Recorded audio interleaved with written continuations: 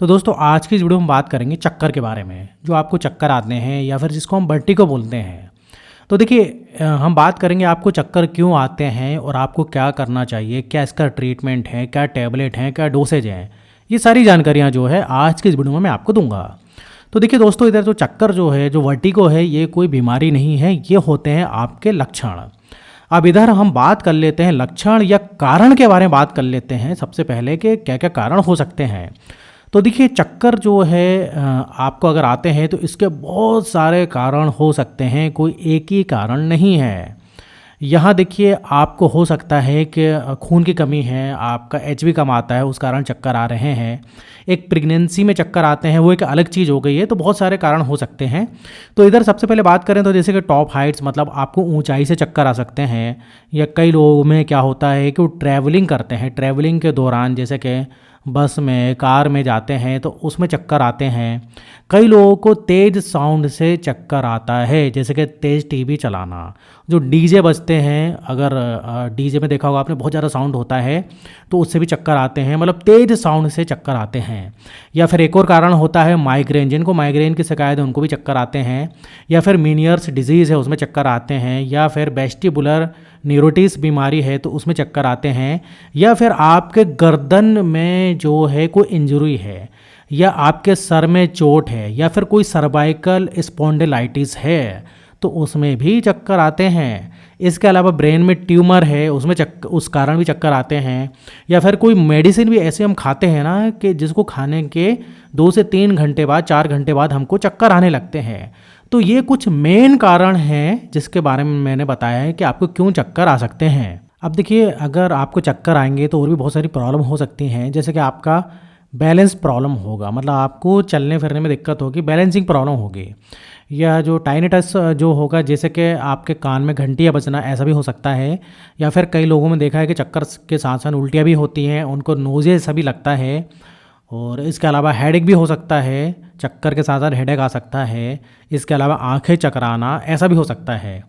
तो ये कुछ मैंने कारण और लक्षण के बारे में बात कर लिया है। अब इधर भाई बात करते हैं कि चक्कर आ रहे हैं तो कौन सी जो है मेडिसिन या क्या ट्रीटमेंट लेना चाहिए। इसमें एक बीटा हिस्टिन नाम की टैबलेट जो आती है वो ले सकते हो। अब जैसे कि इसमें क्या, जैसे कि आपको चक्कर आ रहे हैं, साथ में कान में घंटियाँ वगैरह भी बज रही हैं, तो आप ये वाली जो है टैबलेट बीटा हिस्टिन ले सकते हैं। ये लेना है आपको 8 mg वाली टैबलेट लेना होता है और आप इसको मैक्सिमम एक दिन में 2 बार तक ले सकते हैं। तो चक्कर आ रहे हैं तो आप बीटा हिस्टिन लीजिए। और आपको ये नहीं समझ में आ रहा है कि भाई क्यों चक्कर आ रहे हैं, क्या कारण है, तो आप बीटा हिस्टिन लेके देखिए, एक दिन में 2 बार तक लेना होता है 8 mg।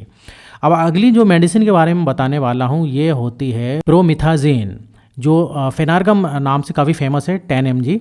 तो ये आपको 10 mg में लेना होता है। तो ये प्रोमिथाजिन किसी भी कंपनी की आप ले सकते हो।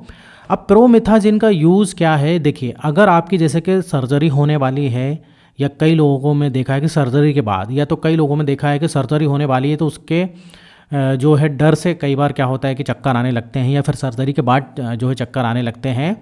अब देखिए ये प्रोमिथाजिन के जो है और भी काम होते हैं, जैसे कि एलर्जिक रिएक्शन में भी डॉक्टर इसको देते हैं। अगर आपको शरीर में खुजली, रैशेस हो रही हैं, या नाक बहुत ज़्यादा बह रही है, तो उसमें भी ये प्रोमिथाजिन जो है काफ़ी काम की मेडिसिन होती है।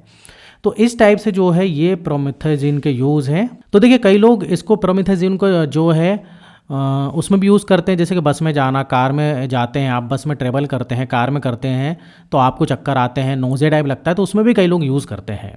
तो देखिए इधर एक और मेडिसिन के बारे में बताने वाला हूँ, वो है सिनर्जिन। तो देखिए ये मेडिसिन सबसे ज़्यादा जो चलती है ट्रेवलिंग वालों के लिए। जैसा कि मैंने बताया कि प्रोमेथाजिन भी लोग लेते हैं लेकिन इससे फ़ायदा नहीं मिलता है। तो सिनर्जिन एक ऐसी मेडिसिन है जो ख़ास तौर से जिनको ट्रैवलिंग के दौरान चक्कर आते हैं, उल्टी आती है, नोज़े टाइप लगता है, उसमें ले सकते हैं। और जिनको मेनियर्स नाम की जो डिजीज़ होती है उसमें भी इसको चलाया जाता है। और देखिए इसमें क्या होगा कि आपको चक्कर भी आएंगे, उल्टी भी होगी, और कई बार बैलेंसिंग प्रॉब्लम भी होती है, चलने में भी दिक्कत होती है। तो आप इसको ले सकते हैं। तो इसको भी एक दिन में आप 2 बार तक ले सकते हैं, और 25 mg में ही लेना होता है। तो देखिए जो भी मैंने इधर मेडिसिन बताई है ना, सभी को आप 2 बार एक दिन में ले सकते हैं। लेकिन इधर देखिए इस एनर्जिन के बारे में बताना चाहूँगा, जैसे कि आप बाहर जा रहे हैं, आपको सफ़र करना है, तो सफ़र करने के 20 से 30 मिनट पहले इसको ले लें। और देखिए हल्का खाना खाना है आपको, बिल्कुल खा सकते हैं आप, ऐसा नहीं है खाली पेट लेना है। हल्का खाना और सादा खाना और कम खाना खाना है, उसके बाद लीजिए 20 से 30 मिनट जो है पहले ले लीजिए कहीं भी जाने के। तो इस एनर्जिन काफ़ी इफेक्टिव मेडिसिन पाई गई है। तो ये 3 टाइप की मेडिसिन बताई हैं, फिर से बताता हूँ। बीटा हिस्टीन टैबलेट हो गई, प्रोमिथाजीन हो गई, इसके अलावा सिनार्जिन हो गई। तो 3 मेडिसिन जो है जनरली आपके चक्कर में काम आती हैं, और कितने चक्करों में काम आती है इसके बारे में मैंने शॉर्ट में आपको समझाने की कोशिश की है। तो इधर मेरा वीडियो ख़त्म होता है। उम्मीद करता हूँ कि आपको काफ़ी कुछ इसके बारे में, चक्कर के बारे में जानकारी मिल गई होगी।